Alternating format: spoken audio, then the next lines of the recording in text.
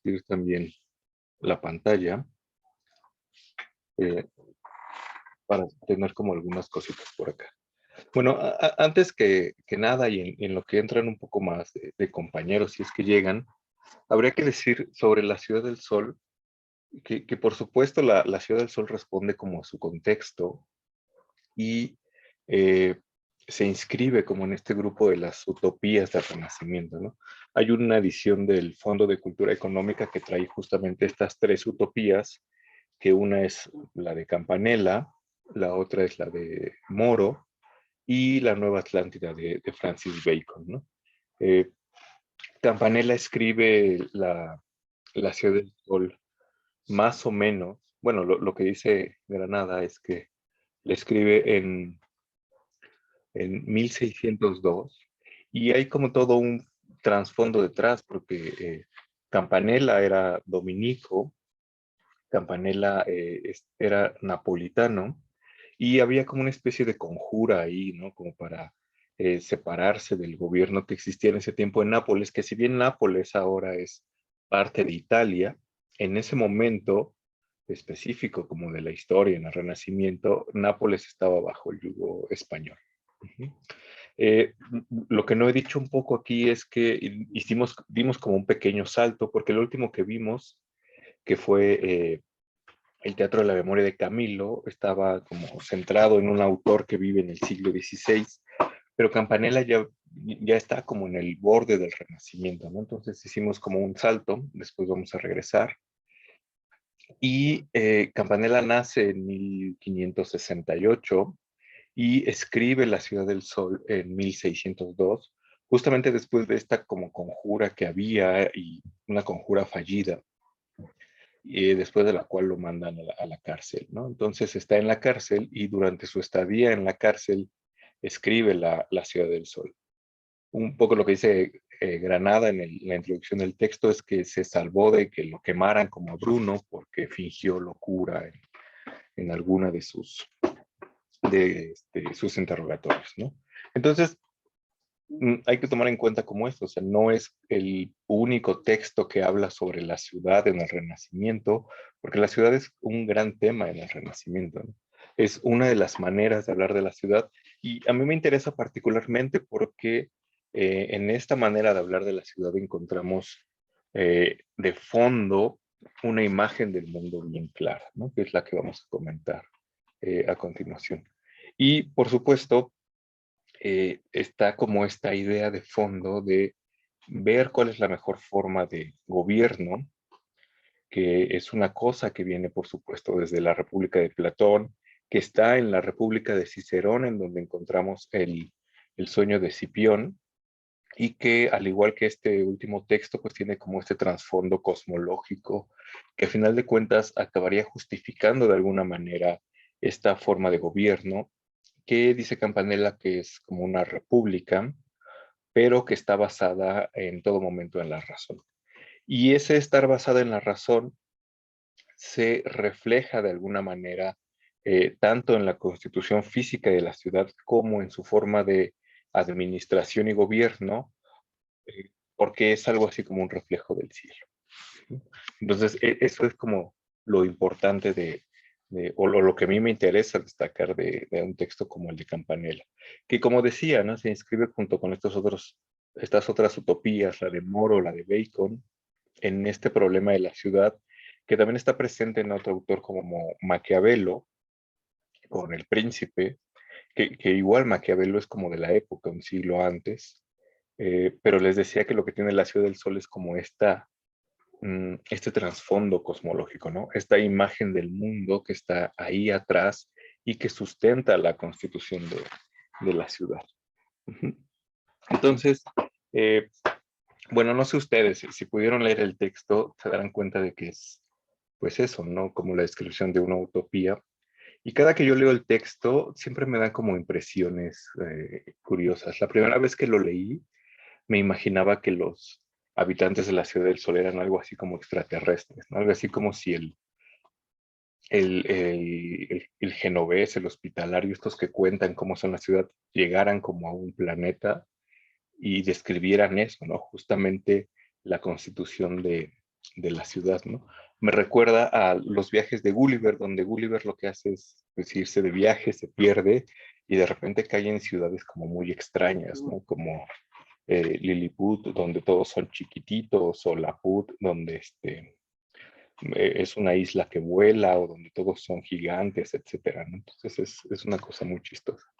Y también de repente me recuerda como ciertos capítulos de Star Trek, sobre todo de la primera serie, de la viejita, donde sale el señor Spock, el que hace, bueno, con la derecha no puedo, este, porque justo, ¿no? Llegan de repente a planetas y se encuentran con sociedades extrañas, algunas organizadas como de la mejor manera posible, y entonces su descripción es como muy curiosa, ¿no? Y se parece a esto. Entonces, de repente la Ciudad del Sol me recuerda a eso, pero también me recuerda como estas distopías totalitarias, ¿no? No sé si leyeron 1984 o Un Mundo Feliz, donde este intento de tener como una sociedad lo mejor organizada lleva como a esta, justo, ¿no? Como a esta distopía totalitaria, donde tú tienes que hacer como ciertas cosas, duermes en un lugar, comes en un lugar, puedes y no puedes hacer ciertas cosas, y entonces como tu libertad está ahí como cuadrada, ¿no? Que parece que es como uno de estos riesgos de tratar de encontrar una sociedad perfecta, ¿no? Parece que tratar de encontrar la sociedad perfecta supone como, pues eso, limitar de alguna manera la libertad de los habitantes, y eso puede llevar no sé, como, ay, se me fue la palabra, eh, iba a decir aberraciones, pero no sé si es como la mejor palabra, como a desviaciones de este primer intento, ¿no? Que es como una ciudad perfectamente organizada. Pero bueno, eso es lo que a mí me da la impresión. No sé ustedes qué les parezca la Ciudad del Sol, pero mientras les voy a compartir mi pantalla, porque como de costumbre tenemos monitos acá. Ujú. Entonces, bueno, si leyeron el texto, por supuesto se dieron cuenta de que eh, lo más evidente que tiene la Ciudad del Sol en cuanto a ser este reflejo del cosmos se da en su constitución física, ¿no? Eh, bueno, este mapa está medio chafa, pero sirve un poco. Porque un poco lo que dice Campanella es que la Ciudad del Sol está conformada en una colina, está construida en una colina y está conformada por 7 círculos concéntricos, ¿no? Dice que es una colina enorme en cuyo centro hay un espacio muy grande, y alrededor de este como centro hay 7 círculos concéntricos, cada uno de los cuales lleva el nombre de cada uno de los planetas. Uh-huh. eh, Podemos notar aquí en la Ciudad del Sol, igual que con Camilo, igual que lo notamos con Ficino y con estas cuestiones de los números, que el número 7 es como particularmente importante, ¿no? Tenemos que son 7 círculos concéntricos alrededor del centro, alrededor del templo, que además, bueno, esto es un poco, ¿cómo se dice? Un poco conflictivo, porque en el centro de esta llanura que está en la ciudad está un templo que está dedicado al sol, ¿no? Lo cual, como veremos, tiene como ciertas cosas raras.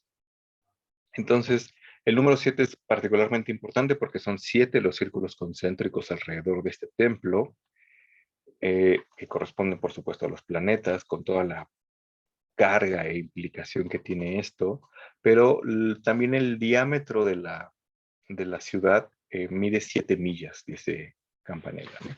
El, perdón, la circunferencia, o sea, todo alrededor de la ciudad por afuera. El diámetro mide poco más de 3 millas, no, poco más de 2 millas, de modo que su circunferencia mide 7, es lo que dice Campanella, ¿no? Entonces el 7 está ahí otra vez como muy presente. Y lo que dice aquí Campanella es que en la cumbre de la colina, lo que encontramos es un templo que es un templo que tiene una forma esférica, que en la cúpula tiene un hoyo o un respiradero, pero además en esta cúpula está pintada o están pintadas todas las estrellas del cielo, y no solamente están pintadas todas las estrellas, sino que además se dice cuáles son sus influencias en la Tierra, ¿no? Entonces aquí es como bien interesante porque esto supone ya que hay una influencia de las estrellas en el cielo, ¿no? Lo que hacen los habitantes de la Ciudad del Sol es simplemente plasmar como estas estrellas en una cosa física que es la cúpula del templo, ¿no? Y por supuesto no es este templo, pero me recuerda mucho el Panteón de Agripa, que es una construcción sobre la que hemos hablado ya en alguna otra clase, que es en la que se inspiró Brunelleschi para completar el Duomo de Florencia, en donde justamente lo que pasa con el Panteón de Agripa es que es una estructura esférica, en donde podríamos meter eso, una esfera dentro, de modo que su altura es igual a su anchura, por así llamarlo, y en la parte de arriba está este hueco, ¿no? Eh, Aquí tenemos como alguna otra. Así se vería como por adentro. Podremos decir que más o menos esto eh, sería como este templo del que habla Campanella. Y otra cosa interesante acá es que dice que aparte de que están pintadas todas las estrellas en el cielo, hay 7 lámparas o 7 candelabros que siempre están encendidos y que corresponden a cada uno de los planetas, ¿no? Entonces tenemos ahí de nuevo la presencia del número 7 y la alusión, por supuesto, a los planetas, ¿no? Como a este cosmos que busca reflejar el templo de alguna manera. Que es más o menos lo que nos habíamos encontrado con Camilo, ¿no? Y su teatro. El teatro de Camilo podría ser algo así como este templo, pero partido a la mitad, porque el teatro de Camilo era semicircular y representaba solo la media bóveda que podíamos ver nosotros desde el centro de la Tierra, mientras que aquí pues está representado como todo, aunque en realidad sería más o menos lo mismo, ¿no? Hay un par de iglesias en Florencia que tienen justamente como esta configuración, no exactamente la construcción circular y todo, pero sí tienen grabadas en las cúpulas los astros. Y no solamente los astros, sino que los astros en algún momento particular, que como vamos a ver adelante con esta cuestión de la concepción, para Campanella son como particularmente importantes, ¿no? Entonces, estos murales lo que representan es cómo se veía el cielo en algún momento específico del siglo XVI que resultaba particularmente importante tanto para la iglesia de San Lorenzo como para la Capella Pazzi, ¿no? En Florencia. Eh, pero bueno, cosa aparte. Y esta otra que está en Chile, que es Nuestra Señora del Carmen de la Tirana, en donde tiene más o menos esta misma configuración, ¿no? Tenemos como estos pilares que están sosteniendo la cúpula, que es bien interesante porque lo habíamos comentado un poco, más o menos la clase pasada, cuando decía que el 7 era un número particularmente importante porque se conformaba por la suma del 3, que correspondía como a la cosa divina e inmaterial, y del 4, que correspondía a la cosa terrena y elemental, ¿no? Eh, en las iglesias se puede ver como esto de manera simbólica muy interesante porque usualmente las iglesias, tanto católicas como griegas, están construidas sobre una base que tiene forma de cruz. Ujú. Las iglesias católicas tienen una base en forma de cruz latina que es alargada, ¿no? El palo, por así llamarlo, es más largo que el travesaño. Entonces, sobre esa base se construye la iglesia. Y las iglesias griegas tienen una cruz griega que es del mismo tamaño los dos palos, por así llamarlo. Y lo interesante de todo eso es que en el cruce, siempre en el cruce, si recuerdan las iglesias que han visitado, que yo espero que visiten iglesias aunque no sean creyentes, siempre en este cruce de las dos naves, por así llamarlo, debe tener algún nombre arquitectónico como específico, encontramos 4 pilares, ¿no? Porque es justamente el cruce de estas dos naves y los 4 pilares simbolizan eso, ¿no? El 4 y el mundo elemental, y por encima de ellos tenemos la cúpula, que la cúpula, a diferencia de lo que está aquí abajo, es circular y que apelando a muchísimas cosas, entre ellas las que hemos visto acá de Aristóteles, Platón, etcétera, simbolizan el cielo. Y tenemos aquí un buen ejemplo de esta como tradición que podemos ver acá, que además coincide un poco con lo que dice Campanella, ¿no? Seguramente tiene como alguna otra significación y las estrellas que están ahí en Chile, pues evidentemente son diferentes o se ven diferentes las estrellas desde el hemisferio sur que desde el hemisferio norte, pero ahí hay como algo, ¿no? O sea, la cúpula como este símbolo del cielo. Entonces, lo interesante de la Ciudad del Sol es que no solamente busca reflejar la totalidad del cielo, o la totalidad del cosmos con el templo que está en el centro de la ciudad, sino con la ciudad misma. La ciudad misma es un reflejo del cosmos y es un reflejo del cosmos geocéntrico y finito. Ujú.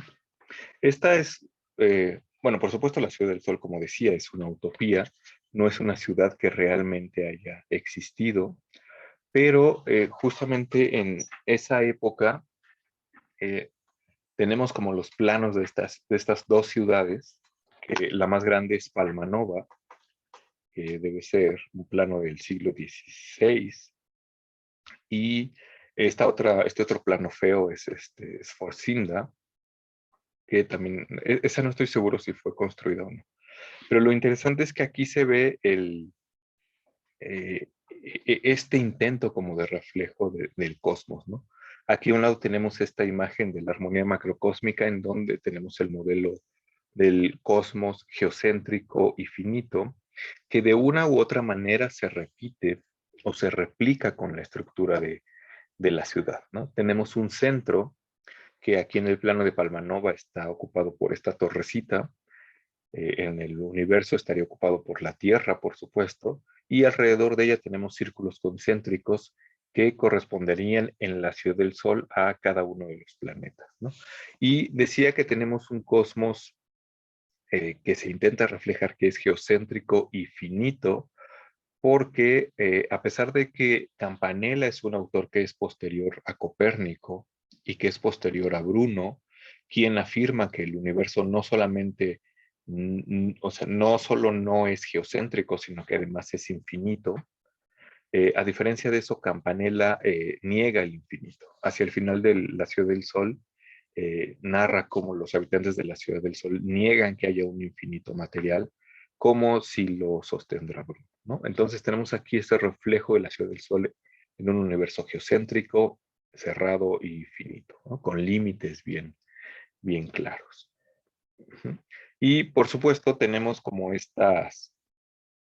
estos intentos o eh, este plano que era como Palmanova en una ciudad real, que por supuesto es Palmanova, ¿no? En Italia. O sea, esta ciudad sí existe realmente, está al norte de Italia, bueno, ¿qué será?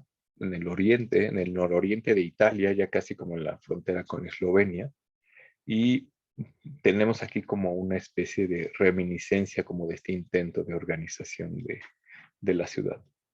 En alguna clase en la que hablaba sobre la Ciudad del Sol, les decía que seguramente debe haber algunas otras ciudades en el mundo que tengan esta misma configuración.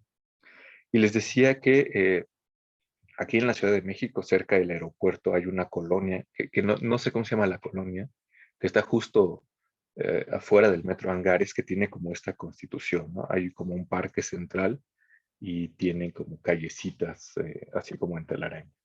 Ujú. Algún alumno me decía que era medio chaca la zona, pero no sé qué tal, ¿no? Entonces, como ejemplo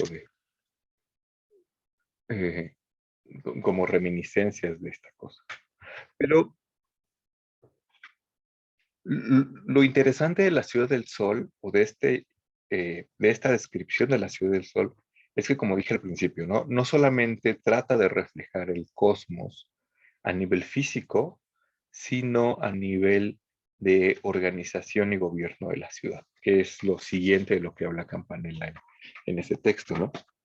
Dice que la ciudad está regida por un supremo sacerdote que es Jo, el metafísico o el Sol, y que este supremo sacerdote tiene como un triunvirato por debajo de él, que es potencia, sabiduría y amor, y cada uno de ellos se dedica como a ciertas cosas, ¿no? Potencia se ocupa del ejército, de la guerra y la paz, sabiduría de las artes liberales, las artes mecánicas y las ciencias, y amor de la alimentación, el vestido y la progresión. Y Campanella cuenta un poco cómo funcionan como todas estas cosas, pero una de las cosas que más me importa y que creo que son como más interesantes es que dice que sabiduría, que es justamente quien está encargada de las artes liberales y todas estas cuestiones, hizo dibujar en todos los muros de la ciudad numerosas imágenes, ¿no? De manera que tanto en los muros exteriores del templo que está en el centro, como en todos los muros, ya sea interiores o exteriores de la ciudad, hay imágenes, ¿no? Toda la ciudad está llena de imágenes. Y estas imágenes representan la totalidad de las cosas que hay en el universo. En el centro de la ciudad, en el templo, las paredes están cubiertas con la totalidad de las estrellas que hay en el cosmos y las influencias que tienen en la Tierra. No solamente la cúpula tiene estas estrellas, sino también como la parte de afuera. Y posteriormente, conforme vamos saliendo, si hiciéramos un recorrido del centro hacia afuera, veríamos que en los muros de la ciudad hay figuras matemáticas, hay mapas de todas las regiones de la Tierra, hay mapas de los ríos, de los mares, hay imágenes de las piedras, de los minerales, de los árboles, de las hierbas. Campanella dice que incluso hay algunas hierbas físicamente ahí. Hay imágenes de los peces, las aves, los reptiles, los animales, de todas las artes y finalmente están como las efigies de Jesucristo y de los apóstoles, ¿no? Y de hecho ahí están como las imágenes de todas las cosas, incluso más de las que nosotros podíamos conocer, ¿no? Porque lo que dice Campanella es que los que viven en la Ciudad del Sol mandan como ciertos, no sé si llamarlo como embajadores o gente que sale de la ciudad a conocer como justamente otras ciudades y aprenden como muchas cosas, ¿no? Y luego regresan y lo que hacen es ir como aumentando el conocimiento que tienen los habitantes de la Ciudad del Sol. Entonces, el hecho de que toda la ciudad está llena de imágenes eh, bueno, es importante como por dos cosas, ¿no? Primero, porque, bueno, lo que dice Campanella es que todas estas imágenes son estudiadas por los niños quienes son instruidos por algunos maestros, ¿no? Y pues justamente lo que pasa con la ciudad es que cuando uno recorre la ciudad, al ver todas esas imágenes, lo que haría sería estar recorriendo o adquiriendo como la totalidad del conocimiento que hay en el mundo. Y dice Campanella que ellos lo hacen de manera muy natural y muy sencilla porque es algo que hacen desde niños y entonces estar en contacto con este conocimiento es como muy fácil, ¿no?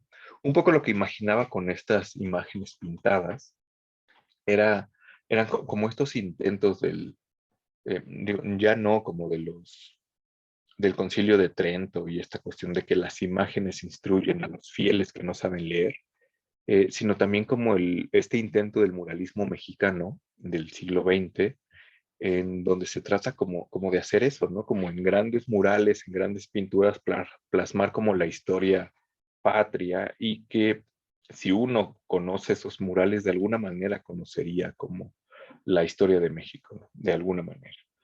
Por supuesto, eso está mediado de cuestiones ideológicas y demás cosas, pero es como muy interesante, ¿no? E imaginaba como estos círculos de la Ciudad del Sol llenos de imágenes, algo así como lo está un poco el estadio de Ciudad Universitaria, ¿no?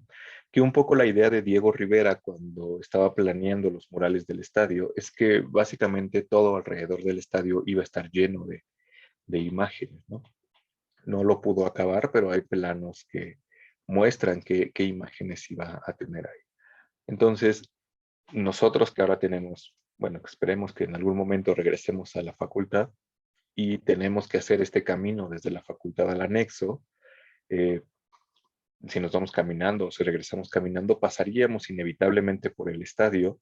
Y si todo este estadio tuviera, no sé, la historia de la universidad, la historia de México, la historia del mundo, la totalidad de las plantas y animales que existen en el universo, de alguna u otra manera al recorrerlo, se nos pegaría como algo, ¿no? Se nos pegaría como algo de ese conocimiento. Y si tuviéramos además un maestro que desde que somos pequeños hasta los 10 años nos explica qué son estas imágenes, pues nuestra comprensión del universo se vería como más facilitada, por así decirlo de alguna manera, ¿no?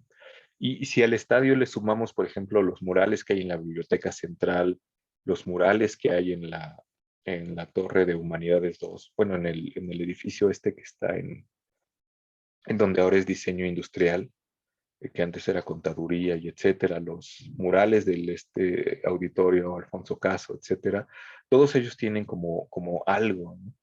Que se parece un poco como a este propósito de Campanella y que tenía estas dos cosas importantes que quería comentar,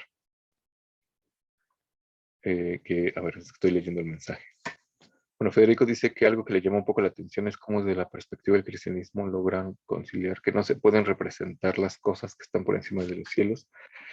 Sí, claro, con las representaciones pictóricas de sus iglesias. Es que ese es todo un problema, ¿no? Porque justamente en Éxodo, en el libro del Éxodo, como en 20 y algo, cuando están estos preceptos de la iglesia que Dios le da a Moisés en el Sinaí, se dice eso, ¿no? No te harás imágenes de nada de lo que está en el cielo ni en la tierra, que es una cosa que luego pasa a la Iglesia Católica y que es como un gran conflicto justamente en el siglo VIII con este problema de la iconoclastia, porque los más ortodoxos lo que hacían era ser muy apegados a este precepto y destruir las imágenes, ¿no? Justamente eran iconoclastas, ¿no? Destructores de imágenes. Eh, y es un conflicto bueno, los iconoclastas no tuvieron como esta como gran repercusión, al menos en el siglo VIII, pero es un conflicto que se repite justamente en el siglo XVI.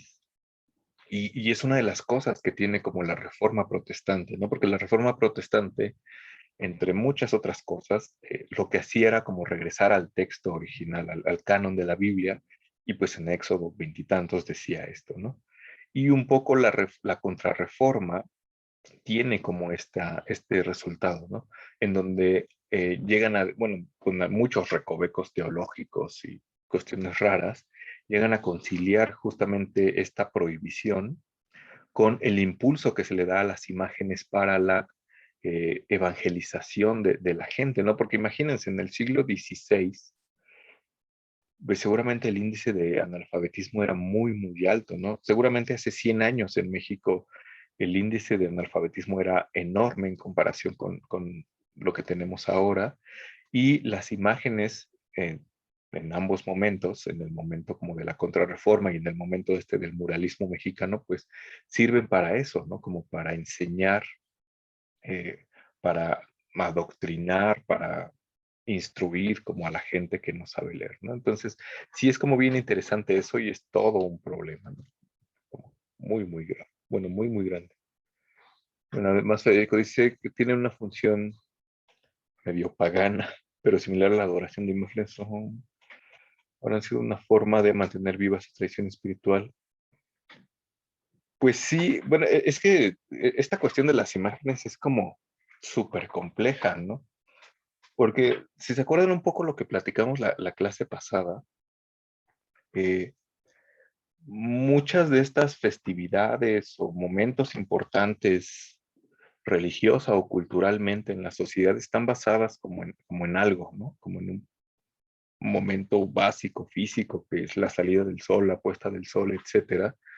Y entonces, al menos lo que pasaba, o seguramente, bueno, en todos lados, ¿no? Lo que pasaba cuando un gran imperio conquistaba como algún otro lugar era que se encontraba con algunas otras tradiciones, fiestas, culturas, celebraciones, lo que quieras.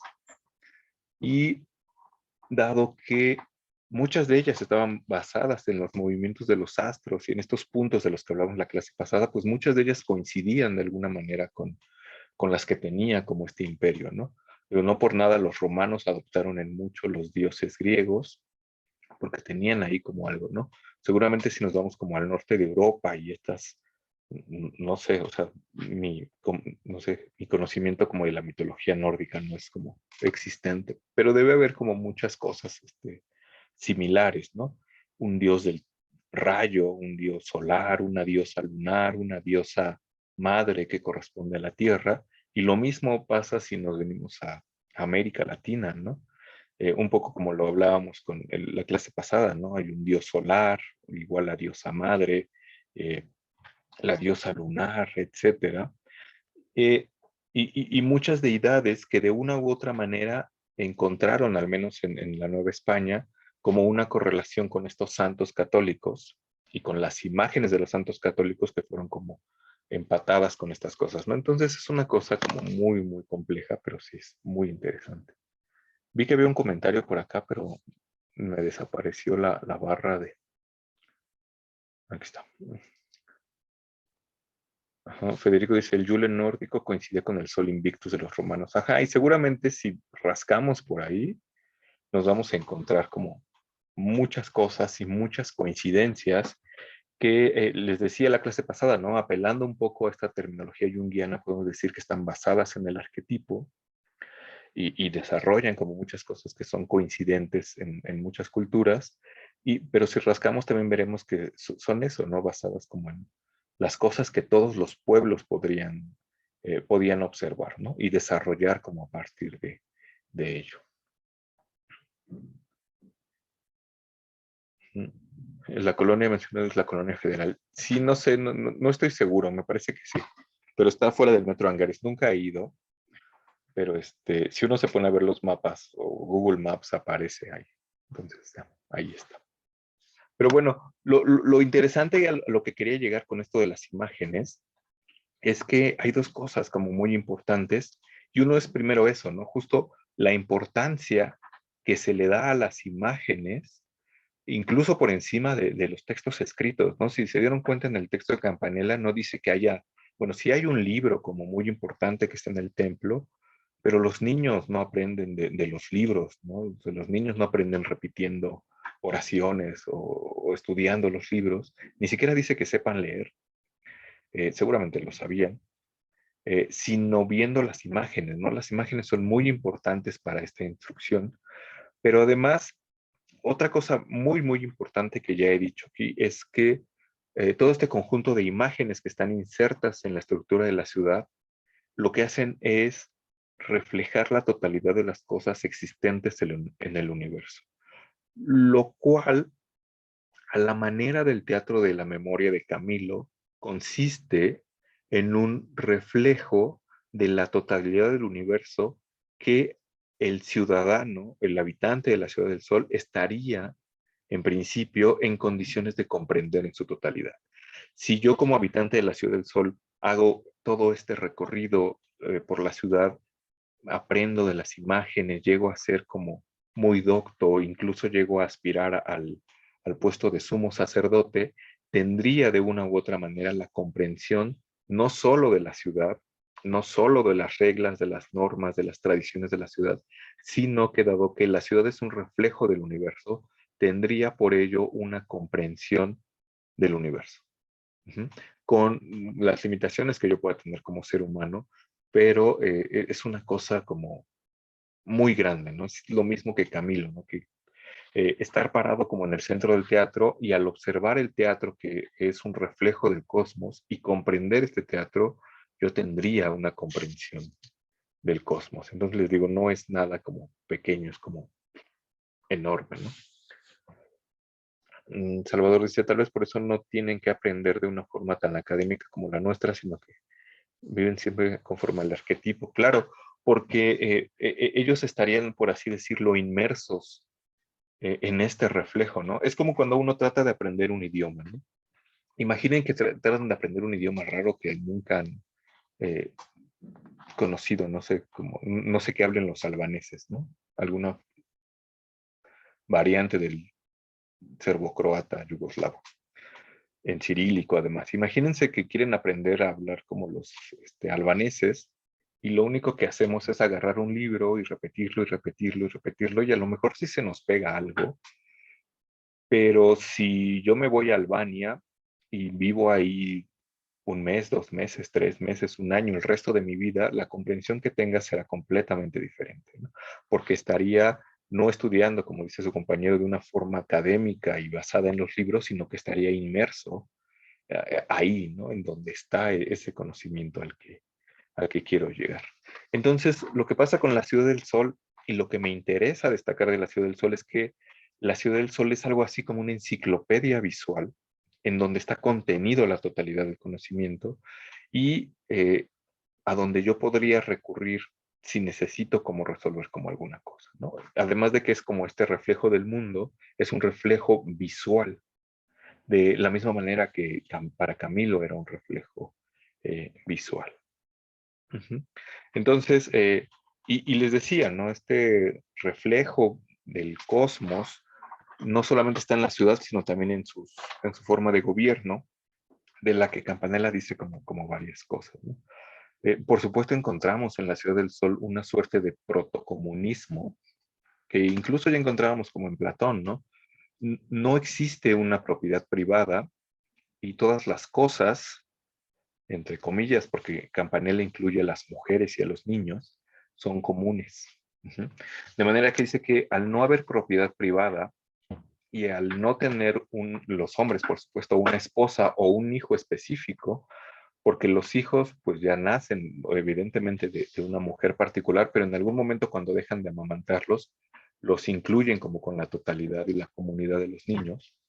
Al no tener yo un hijo o una esposa como bien identificada, yo no querría que mi familia tuviera como beneficios particulares sobre las otras, sino lo que quisiera hacer sería que todos tuvieran los mismos beneficios, ¿no? Entonces, aquí es donde les decía que se parece un poco como a estas distopías totalitarias, porque imagínense, ¿no? O sea, si yo soy habitante de la Ciudad del Sol, pues sí vivo como en una ciudad que es reflejo del cosmos, que es completamente racional, pero eso limitaría un poco como mi libertad de alguna manera. No podría tener eso, ¿no? Una esposa, una familia, un hijo, este, o sea, la cuestión de tener como una pareja romántica, así como enamorarme y elegir con quién, parece que está limitada porque lo que dice Campanella es que los personajes de la Ciudad del Sol, los encargados de la procreación, que es este personaje que personifica al amor, decide quién se tiene que reproducir con quién, ¿no? Entonces, no es que a mí me guste alguien y nos caigamos muy bien y nos casemos, sino que un sacerdote va a decir, pues tú que estás flaco, tienes que juntarte con ella que es más robusta, o al revés, ¿no? Dice que eh, los personajes como más robustos tienen que juntarse con los más flacos y viceversa para que se empareje como esta cosa, porque le dan particular importancia a esta cuestión del nacimiento de las personas. Y en dos sentidos, ¿no? En un sentido físico, que es tratando de que las características físicas de los habitantes de la Ciudad del Sol sean buenas, pero también en un sentido astrológico. Y esto es bien interesante porque dice que así junto con este personaje que en el gimnasio determina quién se tiene que juntar con quién para tener hijos, hay otros personajes que se encargan de ver los astros, el astrólogo, que determina cuál es el mejor momento para la procreación, ¿no? Entonces, eh, el personaje que está en el gimnasio lo que hace es agarrar a un chico y a una chica, que deben tener más de 19 años, dice, y decir, estos dos pueden procrear un buen hijo. Pero el astrólogo lo que dice es, estos dos pueden procrear un buen hijo, pero en este momento específico, porque en este momento específico los astros son favorables. Lo cual debe ser una cosa bien rara, ¿no? O sea, imagínate que a ti te dicen, te toca acostarte con no sé quién, pero hasta el viernes a las 10 de la noche. Debe ser una cosa rarísima. Y detrás de ello está, por supuesto, esta idea y toda esta concepción del cosmos, en donde, bueno, Campanella no lo dice explícitamente, pero lo podemos ver como en comparación con lo que dice Ficino, ¿no? ¿Se acuerdan que para Ficino el alma pasa por las esferas de los planetas y dependiendo del momento en el que pasa por ese camino, los astros están en alguna posición específica, de lo cual depende los dones que el alma va adquiriendo y este espíritu del que se va rodeando, ¿no? En Campanella tenemos básicamente la misma idea porque el momento específico determina una posición de los astros y esa posición de los astros determina cómo van a ser los niños o los seres humanos, o sea, una vez que nazcan, ¿no? Entonces es una cosa así como rarísima. Y otra idea que está de fondo es que bajo estos supuestos, los niños se pueden hacer como en serie, así como teniendo todos más o menos las mismas características, porque si todos son concebidos en un momento en donde Marte, por ejemplo, es particularmente importante, Marte que está asociado a la guerra y a la virilidad, tendremos una camada de niños que serán aptos para la guerra, por ejemplo, ¿no? Entonces sería como un proceso de eugenesia o de generar niños que sirvan como para algún momento específico. Entonces es una cosa así como muy extraña, ¿no? Que ya empieza como a rozar con estas cuestiones totalitarias y extrañas. Y hay otra cosa que no deja de ser extraña, que sucede como en esta cuestión de la procreación, porque Campanella dice que para este fin hay habitaciones específicas, ¿no? Entonces no solo te dicen, te vas a tener que juntar con esta persona a tal hora, sino que además en esta habitación. Debe ser muy raro. Y dice que en las habitaciones lo que hacen es colocar estatuas o imágenes de personajes muy ilustres y que durante las relaciones sexuales pues, lo que pasa es que las mujeres ven esas imágenes y adquieren para sus hijos las propiedades o las fortalezas de los personajes que están en esas efigies, ¿no? Es una cosa muy extraña, hasta sectario, dice este Federico. Pues sí, es una cosa muy rara, ¿no? De repente como que esta ciudad que busca el bien común y la mejor forma de gobierno, lo que hace es que parece que se convierte en una tiranía muy, muy extraña. Es muy complejo, ¿no? Es como para, o sea, eso daría como para tesis de doctorado, así, muy locas. Eh, pues porque parece que el bien de la comunidad y esta organización racional está basada o es más importante que el bien o la felicidad individual, ¿no? Es extraño. Salvador dice, aparentemente también eso cambia actualmente con la carta astral. Urano y Saturno en la misma casa porque somos del mismo año. Ujú. Sí, eso es como, bueno, es que por ejemplo en este comentario veo como al menos dos cosas, ¿no? O sea, por supuesto, la carta astral es como eso, ¿no? Como una, bueno, ¿cómo decirlo? Como una fotografía de la posición del cielo en el momento en el que uno nace. Y, por supuesto, si uno nace el mismo año, pues tendrá como ciertas cuestiones que comparta con otros que nacieron el mismo año, pero cambiando del día, del mes, de la hora, incluso de los segundos, varían como los movimientos de los astros. Y es una cosa muy compleja. O sea, a mí me encantaría como dar alguna clase alguna vez de eso, pero no será este semestre.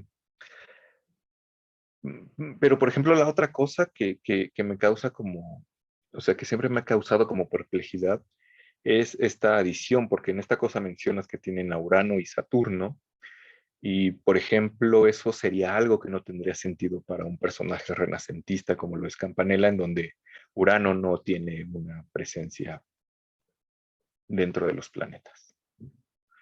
Urano es un planeta que se descubrió después, no es uno de los 7 planetas y además rompe con esta estructura finita, cerrada y perfecta del universo, ¿no? Entonces, una cosa rara, que es algo que me gustaría comentar ahorita acabando, porque ya son las 7. Pero bueno, regresando como a esta cuestión de las imágenes, bueno, de la procreación, ¿no? Tenemos que el momento del nacimiento de la procreación es importante, ¿no? Aquí, a diferencia de Ficino, no solamente el momento en el que uno nace es importante. En algún manual de astrología, no sé qué tan serio sea, espero que sí, decía que el momento del nacimiento era tan importante para la astrología porque en ese momento el ser humano dejaba de ser uno con su madre y lo que hacía era inhalar como ese aire, que era como este espíritu, y jalarse como estos influjos de los astros, ¿no? Que el alma habría obtenido en su caída. Pero el momento de la concepción para Campanella aquí también es particularmente importante, pues básicamente por lo mismo, ¿no? No dice más, al menos en este texto, de por qué sea así, pero aquí tenemos que el momento de la concepción es fundamental también, ¿no? Y de la misma manera que lo será para Ficino el momento del nacimiento. Y esta cuestión de las imágenes, ¿no? Porque dice que no solamente los seres humanos, los Salvador dice que ya no escuchó nada. Pues decía que básicamente era conflictivo porque, porque sí, si uno nace en un año, igual que otra persona, pues compartirá ciertas cosas, pero variando el mes, el día e incluso la hora, no compartirá lo mismo y habrá como diferencias. Y la otra cosa muy rápida es que decía que había conflictos con la presencia de Urano en esta carta astral, porque para un autor renacentista como lo es Campanella, Urano no forma parte de ese universo finito, perfecto, cerrado, que solamente tiene 7 planetas y que Urano no está ahí, ¿no? Entonces les decía que es algo que me causa perplejidad, porque la astrología, que está basada en alguna de sus partes en esta idea de que el alma cae hacia los cuerpos por los planetas, supone un universo geocéntrico.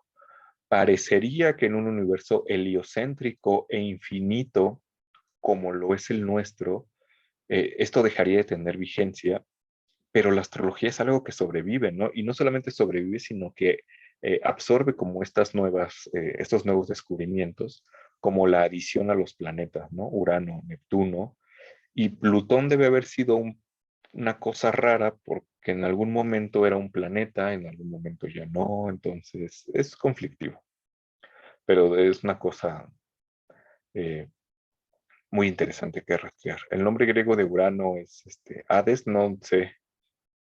No, Urano es cielo, ¿no? Es como el topus Uranus, es el cielo.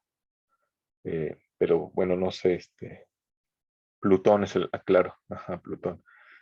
Entonces, eso es como bien conflictivo, ¿no? Porque es un poco lo que les decía en la clase pasada. Tenemos que la astrología no es como puede verse desde una postura cientificista burda, mera superstición, porque sí hay una base ahí fuerte, metafísica, filosófica, observacional, muy, muy fuerte, eh, pero de repente puede que nos quedamos con el cascarón y entonces una cosa como agregarle Urano, Plutón o Neptuno a la astrología, pues nos empieza como o nos debería empezar como a hacernos cuestionar la base sobre la que está montada eso.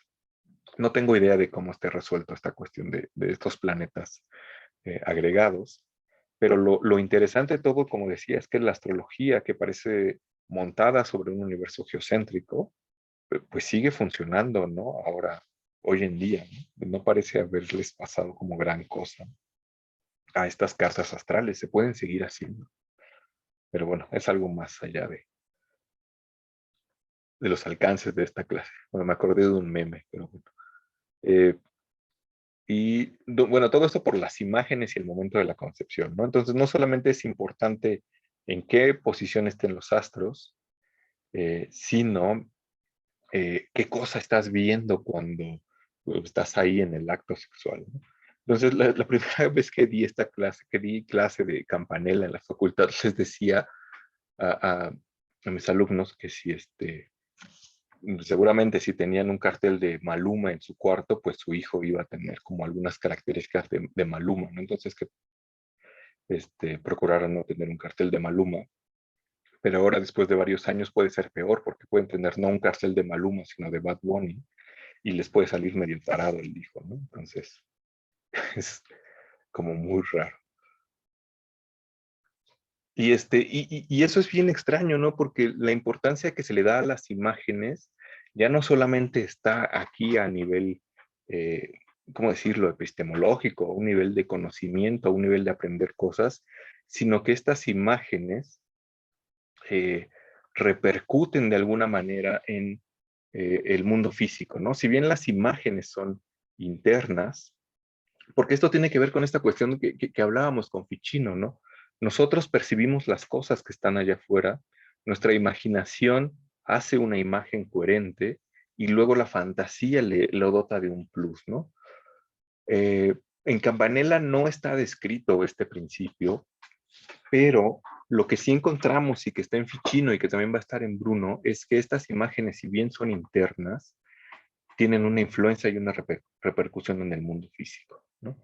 Entonces, las imágenes que yo pueda ver cuando estoy concibiendo determinarán de alguna manera cómo van a ser mis hijos. Entonces es una cosa muy, muy extraña, ¿no? Entonces es algo todavía más extraño porque dice Campanella, no solamente hay imágenes de hombres ilustres y poderosos en las habitaciones destinadas a la procreación humana, sino también cuando ponen a reproducirse a los animales, hay estatuas de toros muy fuertes, ¿no? De caballos muy fornidos para que la prole de estos animales también sea igualmente poderosa.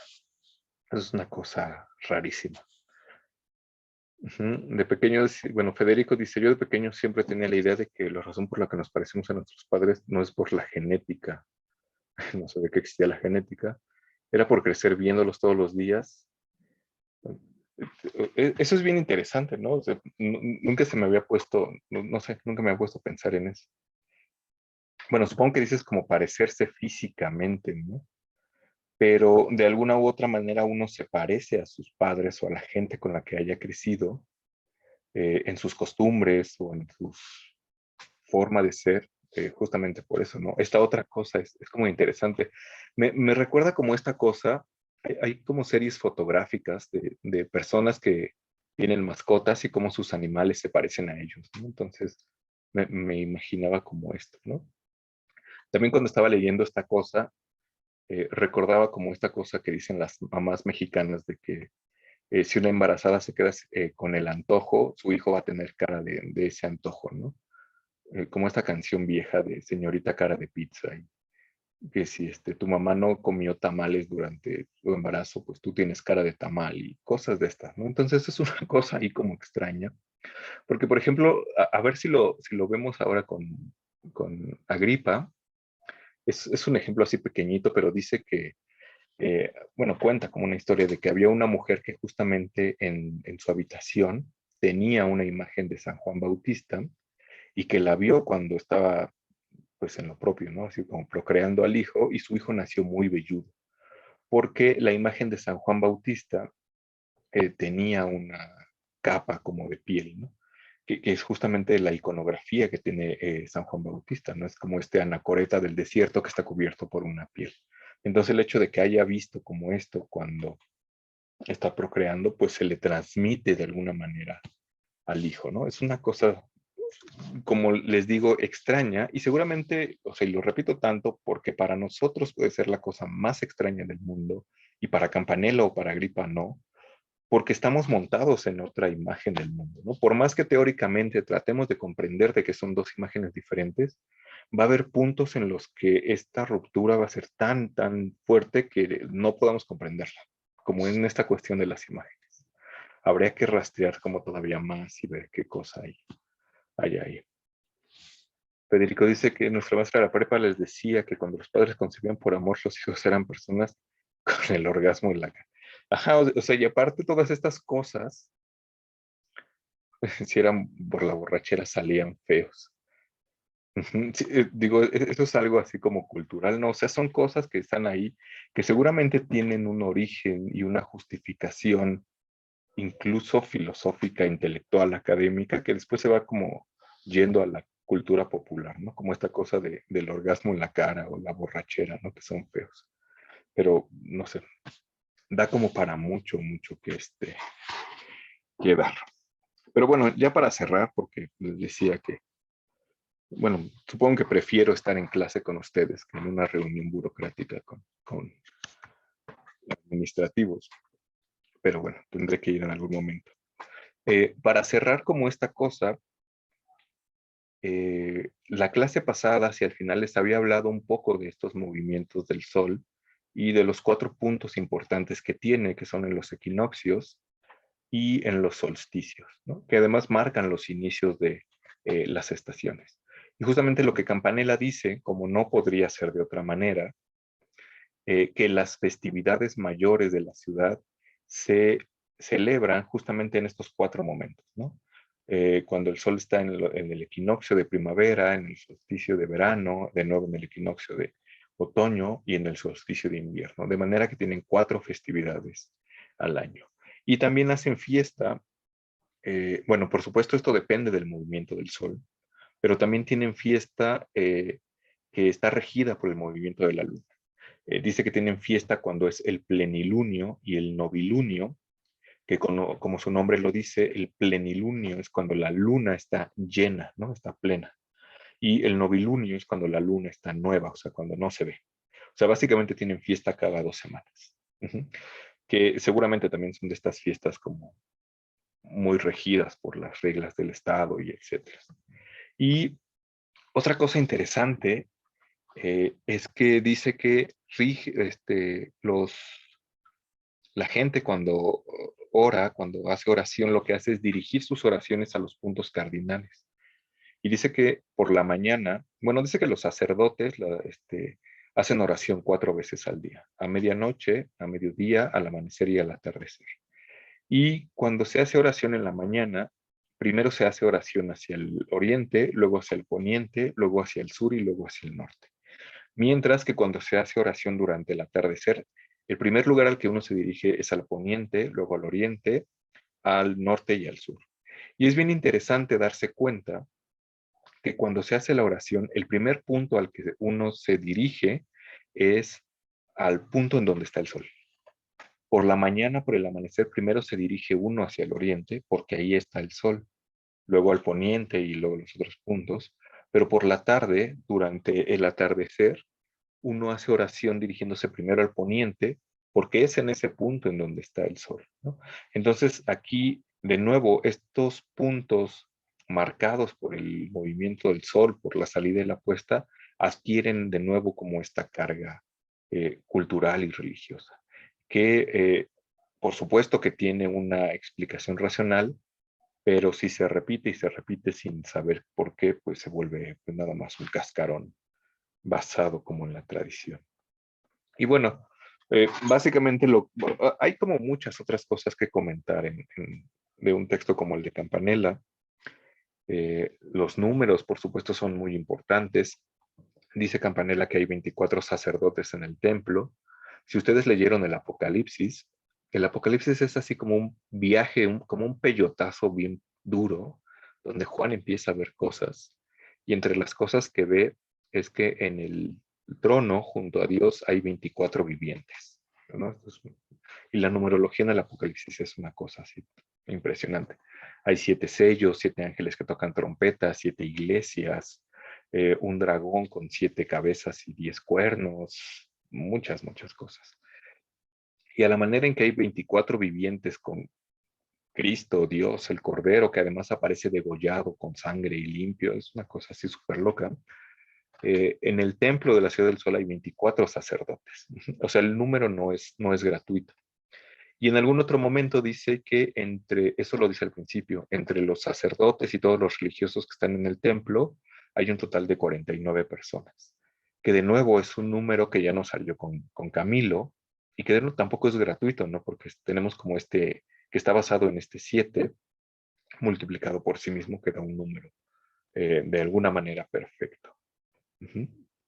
Y bueno, ya para cerrar les decía que pues esta Ciudad del Sol está basada como en un reflejo del cosmos geocéntrico, pero que tenía como ciertas tensiones, porque les decía que Campanella escribe ya posterior a Copérnico y posterior a Bruno, que lo que hace Copérnico es cambiar este modelo geocéntrico por este otro heliocéntrico. Lo que hace Copérnico es decir, no es la Tierra la que está en el centro del universo, sino es el Sol, lo cual nos permite explicar mejor el movimiento de los astros, pero sigue manteniendo un universo cerrado y finito. Uh-huh. Siguen siendo los mismos planetas, aunque algunos cambian su estatus. El Sol ya no es un planeta, sino que es el centro del sistema, y la Luna también deja de ser un planeta para convertirse en un satélite. Fuera de ello, los seguimos manteniendo los demás planetas, ¿no? Mercurio, Venus, Marte, Júpiter y Saturno, y la esfera de las estrellas fijas. Ujú. Lo que pasa un poco con Campanella es que tenemos como esta tensión entre estos dos modelos, porque si bien en Campanella tenemos en el centro el templo y alrededor 7 círculos concéntricos que corresponden a cada uno de los planetas, Campanella nunca dice los nombres de a qué planeta corresponde cada círculo. Y además de eso, eh, el templo que está en el centro de la ciudad está dedicado al sol. La misma ciudad es la ciudad del sol.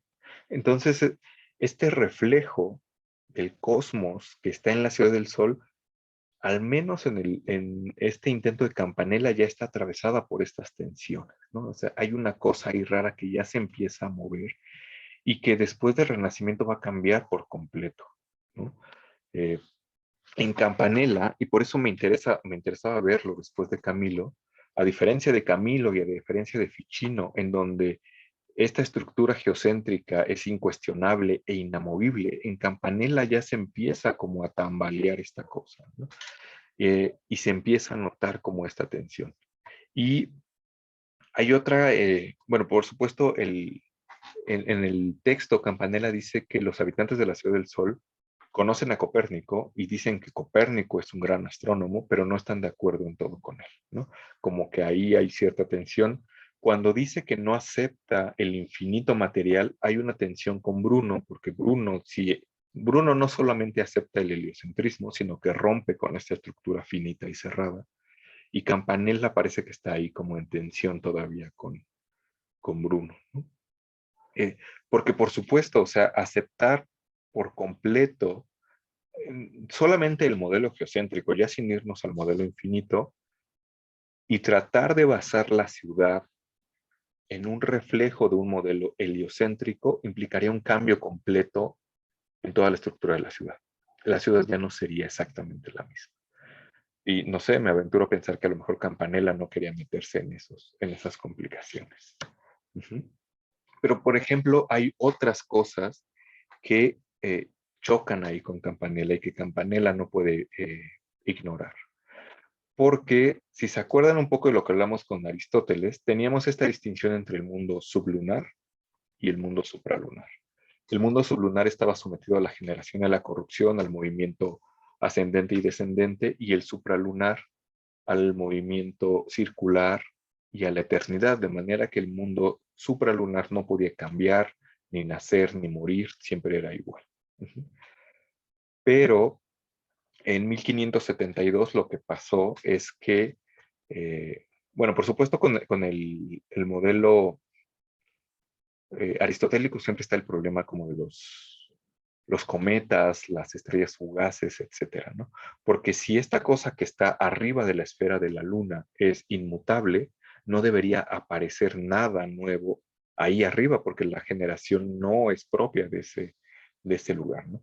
Los cometas podrían explicarse como más fácilmente diciendo que son periódicos, pero tienen un ciclo mucho más largo que cualquier vida humana, que de hecho no podríamos verlo, como el cometa Halley, ¿no? Que aparecía cada 70 y tantos años. No sé, seguramente si yo lo veía una vez, nunca más en la vida lo iba a volver a ver, a menos que lo viera de niño y luego de muy viejo. Y esta cosa de el movimiento circular y perfecto del mundo supralunar se ve tanto en el modelo geocéntrico, en donde todas las esferas son circulares, como en el modelo heliocéntrico, donde a pesar de que tenemos un centro distinto, tenemos órbitas circulares también, lo cual no va a cambiar hasta Kepler, cuando proponga en su segunda ley las órbitas elípticas. Uh-huh. Pero bueno, todo esto era para decir que se supone que en este mundo supralunar no puede haber cambios, ni nacimientos, ni muerte, pero en 1572 apareció una estrella en la constelación de Casiopea, que Casiopea es una constelación que está al norte, más o menos por donde están las osas y la estrella polar, que parece una W o una M, dependiendo del momento en el que se vea. Pero en 1572 apareció una nova en la constelación que fue visible durante 2 años. Ajá. Entonces, eso era como un gran problema porque si este cielo que está allá arriba, perfecto, inmutable y se mueve de lo mismo a lo mismo, no puede generar cosas y de repente se genera algo ahí, parece que eso es un contraejemplo como a esta imagen del mundo, ¿no? Por supuesto, Campanella no abandona como esta idea de que el cielo es perfecto, sino lo que dice es que eso es una señal de que van a venir como nuevos tiempos, que es algo que explora un poco Granada, diciendo que justamente por eso tenían esta conjura y este intento de independizarse de la corona española, porque más o menos cada 1000 o 1600 años pasaban cosas muy importantes. Y por eso eran importantes las conjunciones de los astros, las alineaciones de los planetas, porque traían como ciertas cosas. Por supuesto, Campanella escribe hacia 1600 años antes había tenido lugar la venida de Cristo y 1600 años después pues tendría que haber pasado algo como muy importante, ¿no? Pero por supuesto esta cuestión de las estrellas que aparecen en el cielo donde no deberían aparecer, el cambio de un universo geocéntrico a uno heliocéntrico, o la postulación ya no de un universo cerrado y finito, sino infinito y sin un centro bien definido, lo que parece que hacen es socavar esta imagen del mundo y esta estructura sobre la que está cimentada la ciudad. Y no solamente la ciudad, sino muchas de las posturas que hemos visto en este curso, ¿no?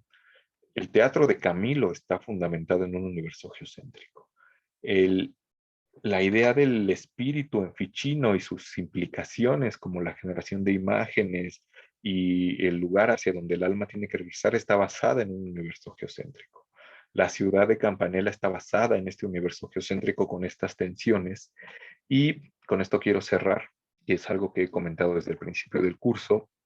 Si la ciudad o cualquier otro modelo filosófico está basado en esta imagen del mundo, ¿qué pasa con esta ciudad? ¿Qué pasa con este teatro? ¿Qué pasa con la idea del alma y del espíritu cuando esta estructura es abolida y deja de tener sentido?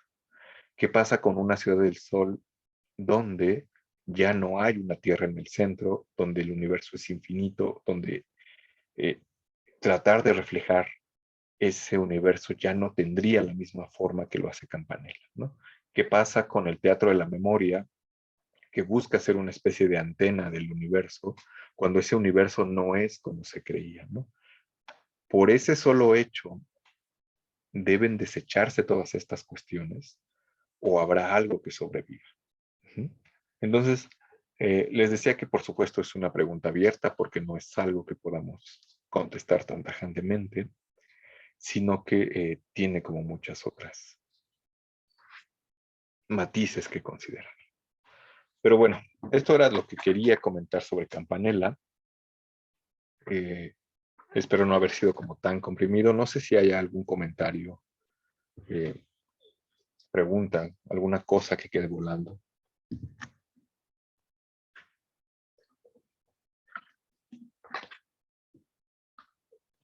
¿No? Bueno, si no hay otra cosa, eh, bueno, si no hay otra cosa, pues lo vamos a dejar acá. Tengo que correr a mi reunión. Y lo que vamos a ver la clase que viene, bueno, lo que les decía un poco que pasó acá es que dimos un salto como del siglo XVI a pues, básicamente el siglo XVII. Vamos a regresar un poco para rellenar como ciertas cosas.